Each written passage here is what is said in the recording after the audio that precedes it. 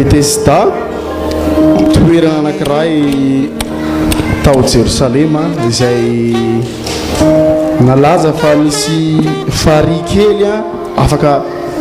manasitrana dia tena betsaka ny olona tamin'izany fotoana zany manatona ny fary Betesda io satria teo sitrana satria teo be dia be ny marary ny malemy ny voan'ny paralysisa ny mandringa sy ny sisa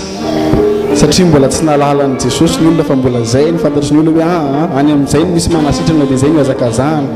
ary izany tokoa ny zavatra misy rehefa misy zavatra mahazo antsika na marary antsika na mahamay antsika dia tsy mety dia misy zavatra hiazakazahantsika hoe aiza no ahitantsika vahaolana fa amin'izao fotoana izao ny vahaolana dia amin'i Jesosy rery ihany raha misy zavatra mahazo antsika raha misy olana mahazo antsika raha te hazo fahasitrana antsika raha te hazo fitahina fahasoavana raha te hazo famelan-keloka dia ao amin'i Jesosy rery ihany dia androany dia mbola manasa anao Jesosy tompo hoe ato amiko no misy ny fanasitranana ato amiko loharano miboiboika tsy mety ritra mahasoa amin'ny fiainanao rehetra Betesda.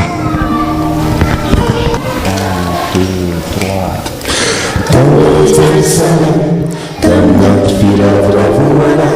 toerana Jesosy maiterizana ary misy fary anankiray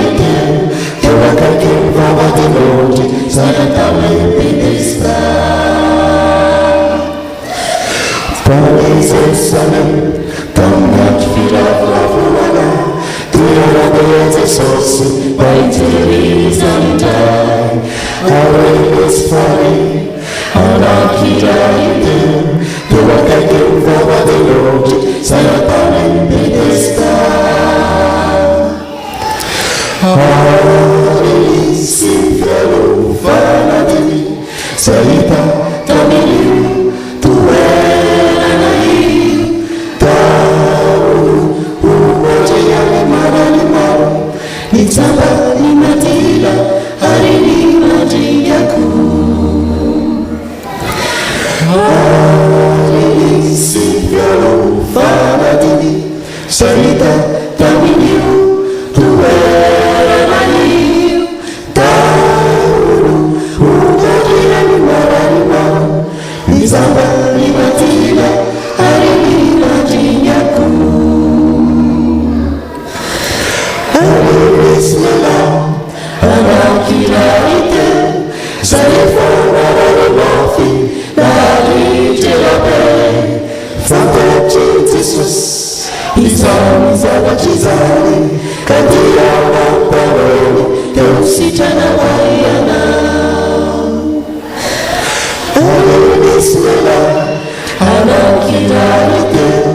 zay efa narary mafy naritreabe fantatry Jesosy izany zavatra izany ka dia mamparony teo sitrana vaiana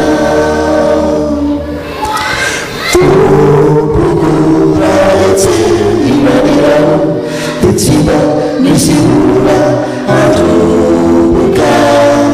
nefara amandeha dia misy olo-kafa misosika maroako tomboko raha etseny manirao dia tiba misy olona atroboka nefara dia misy olo-kafa misosika maroako dia misy olo-kafa